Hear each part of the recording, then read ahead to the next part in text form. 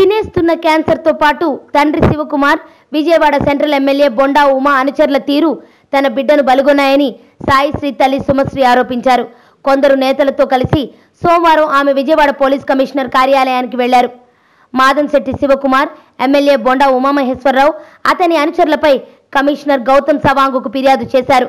లుకేమియాతో కదల్లేని స్థితిలో ఉండి కూడా కన్న తండ్రి మనసును కదిలించడానికి వీడియో మెసేజ్ పంపిన 3 రోజులకే ఆదివారం సాయిశ్రీ మరణించిన వైనాన్ని కమిషనర్కు వివరించారు. నా కుమార్తె పట్ల శివకుమార్ తండ్రిలా ప్రవర్తించలేదు, చాలా అసభ్యంగా వ్యవహరించాడు. బొండా ఉమామహేశ్వరరావు అనుచరుల నుంచి నాకు బెదిరింపు కాల్స్ వస్తున్నాయి. ఎప్పటికైనా నన్ను ఇంట్లో నుంచి బయటకు గెంటేసే అవకాశాలు ఉన్నాయి. నాకు రక్షణ కల్పించాలి అని ఫిర్యాదులో అభ్యర్థించారు. అన్ని కోణాల్లో దర్యాప్తు చేసి చర్యలు తీసుకుంటామని కమిషనర్ ఆమెకు హామీ ఇచ్చారు. కాగా మాదంశెట్టి వెంకట సాయి కృష్ణ సాయిశ్రీ అంత్యక్రియలు సోమవారం విజయవాడ దుర్గాపురంలో జరిగాయి. పట్టుమని 13 ఏళ్లు నిండకుండానే దూరమైన కుమార్తె భౌతిక దేహంపై పడి తల్లి సుమశ్రీ కంటికి మింటిగా రోధించడం చూపర్లను కంటతడి పెట్టించింది. అఖిలపక్ష నేతలు మల్లాది విష్ణు, సుంకర పద్మశ్రీ, వంగవీటి రాధ, ఎల్లంపల్లి శ్రీనివాస్, సిహెచ్ బాబురావు, దోనేంపూడి శంకర్తో పాటు మహిళా సంఘాల ప్రతినిధులు అంత్యక్రియల్లో పాల్గొన్నారు.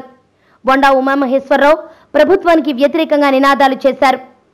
సాయిశ్రీ మరణం ప్రభుత్వ హత్యేనని ఆరోపించారు. కాగా సాయిశ్రీ తండ్రి శివకుమార్ కూడా క్యాన్సర్తో బాధపడుతూ బెంగళూరులో చికిత్స పొందుతున్నట్టు పోలీసు వర్గాలు చెబుతున్నాయి. నాన్నా బతికించు అంటూ చివరి శ్వాస వదిలేదాకా ప్రాధాయపడిన కఠినాత్ముడిలా వ్యవహరించిన తండ్రి తీరుపై రాష్ట్ర మానవ హక్కుల కమిషన్ స్పందించింది. సాయిశ్రీ ఉదంతంలో తండ్రి శివకుమార్తో పాటు ఎమ్మెల్యే ఉమపైన ఆరోపణలు రావడంతో జూలై 20లోగా సమగ్ర నివేదిక ఇవ్వాలంటూ విజయవాడ సిపిని కమిషన్ ఆదేశించింది.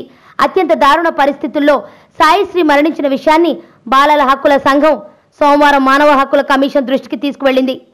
బాలల హక్కుల ఉల్లంఘనగా పరిగణించి సాయిశ్రీ మరణానికి కారణమైన వారిపై చర్య తీసుకోవాలని ఆ సంఘం గౌరవాధ్యక్షుడు అచ్యుతరావు కోరారు.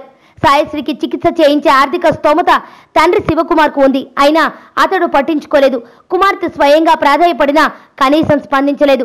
కుమార్తె వైద్యం కోసం ఆమె తల్లి సుమశ్రీ ఇంటిని అమ్మే ప్రయత్నం చేయగా ఎమ్మెల్యే బొండా ఉమ సహకారంతో శివకుమార్ సోదరులు అడ్డుకున్నారు అని ఫిర్యాదులో ఆయన పేర్కొన్నారు.